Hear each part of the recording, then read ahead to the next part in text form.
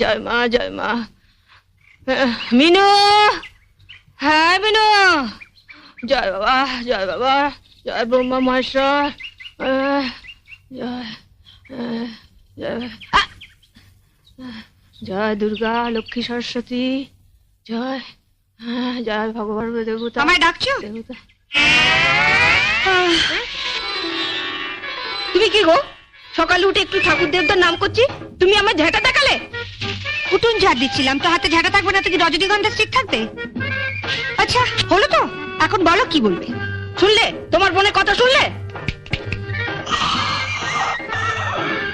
কি গো শুনছো? আমার কথা শুনতে পেলে তবে তো শুনবে। শুনতে পেলে মানে 10 বছর আগে যখন তুমি এ বাড়ির বউ হয়ে আসনি, তখন দাদা আমাদের সবার কথা স্পষ্ট ভাবে শুনতে পেত। তারপরে এই 10 বছর ধরে তুমি দাদার কানে এইসব মন্ত্র ঢেলেছো যে তোমার সব মন্ত্রগুলো জমাট বেঁধে গিয়ে দাদার কান দুটো জাম হয়ে গেছে। তুমি একটু উঁচু স্বরে কথা বলো তো, তাই তোমার কথাগুলো ফাঁক ফোকর দিয়ে দাদার কানে পৌঁছে যায়, কিন্তু আমাদের নো এন্ট্রি। তুমি হাসছো? ওর কথা শুনলে গা পিত্তে জ্বলে যায়। কি শুনতে বলছি? তুমিও দাদার মতন দুটো কানে নো এন্ট্রি বোর্ড ঝুলিয়ে নিলেই পারো না। এখন তাড়াতাড়ি বলো কেন ডেকেছো? ওদিকে আমার অনেক কাজ পড়ে আছে। আগে মশারি তুলে, বিছানাপত্র ঝেড়ে, তারপর ঘর ঝাড় দিয়ে, তারপর আমার জন্য 1 কাপ গরম চা, একটু আদা দিস।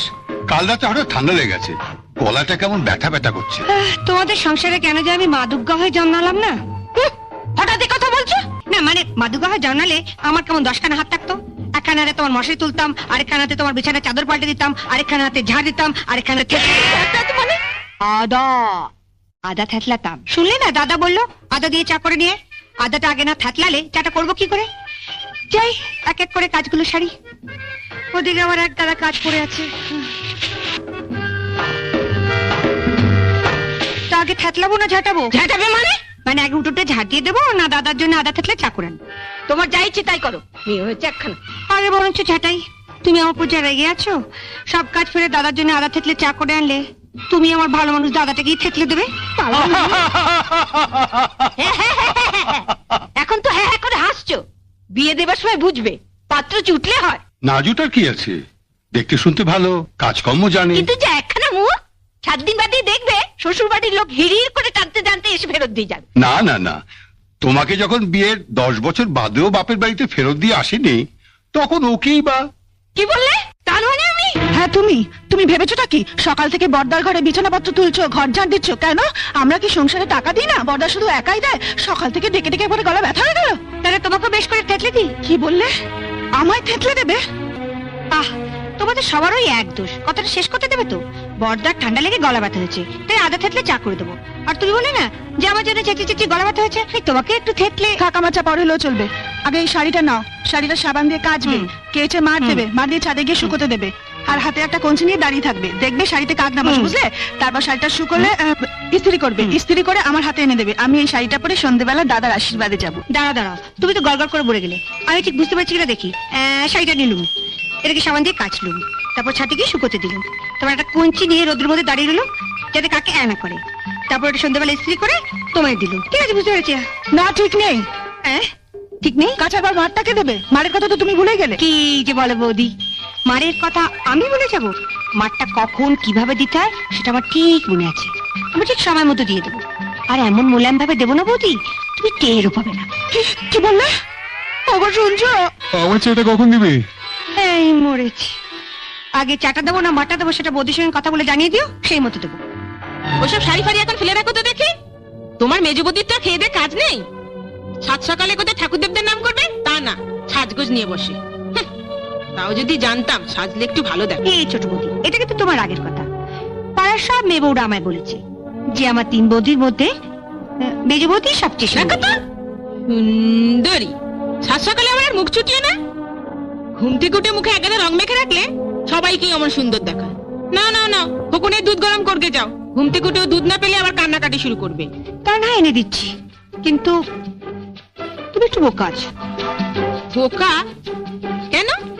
তুমি আমার বোকামির কি দেখলে? বোকামি মানে এই দেখো, সকালবেলা ঘুম থেকে উঠে তুমিও কোনো কাজ করো না, মেজো বৌদিও কোনো কাজ করে না, অথচ মেজো বৌদি সময়টা কেমন কাজে লাগিয়ে দেয়। কাজ কাজ মানে তো মুখে রং ভাষা। ওখানেই তো তুমি ভুল করো ছোট বৌদি। মেজো বৌদি সকালবেলা ঘুম থেকে উঠে থোড়াই মুখে রং লাগায়, মাখে অন্য জিনিস। অন্য জিনিস? তবে আর বলছি কি, তুমি আবার কাউকে বলবে না বলো। মেজো বৌদি আমাকে বারণ করে দিয়েছে, আমি যেন ছোট বৌদি আর বড় বৌদিকে কিচ্ছু না বলি। না না, বলবো না, তুমি বলো। ঠিক তো? মেজো বৌদি গালে কি মাখে জানো? কি মাখে? দাঁড়াও, দরজাটা বন্ধ করে আসি।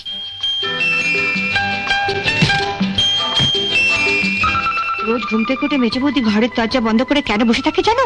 কেন? এই আমি রোজ সকালবেলা মেজো বৌদিকে 100 গ্রাম মুসুরির ডালের সঙ্গে 2 আঁটি ধনেপাতা বেটে দিই, আর সেটা না মেজো বৌদি বেশ ভালো করে গালে মাখে, তারপর ফুসফুটে ফ্যান চালিয়ে ঘন্টা দেড়েক ধরে শুকোয়। আর সেই সময় মেজো বৌদি ঘাড় পর্যন্ত হেলায় না, আরে কথা পর্যন্ত বলে না, পাছে গালের চামড়া টান পড়ে যায়। ধনে পাতার মুসুর ডাল? হ্যাঁ গো, মেজো বৌদি যখন এ বাড়িতে প্রথম বউ এসেছিল কি খসখসাই না ছিল গাল দুখানা। তারপরে এই বছর দেড়েক ধরে মুসুরির ডাল আর ধনেপাতার কল্যাণে গাল দুখানা কি ফর্সা আর তেলতেলে হয়েছে। তোমার গাল দুখানা কিরম খসখসে। যাই বাবা, খবরের জন্য দুধটা গরম করে নিয়ে আসি। এই শোনো, হ্যাঁ, আমাকে একটু মুসুর ডাল আর ধনে পাতা বেটে এনে দেবে? মানে ছেলে দুধ গরম করবো, তোমার জন্য মুসুরির ডাল বাটবো, তারপর এটা কাটবো, হ্যাঁ এক হাতে কত কাজ করবো ছোট বৌদি। খোকনের দুধ না দিলেও চলবে, তুমি বরঞ্চ আমার জন্য একটু চুপি চুপি মুসুর ডালটা বেটে এনে দাও।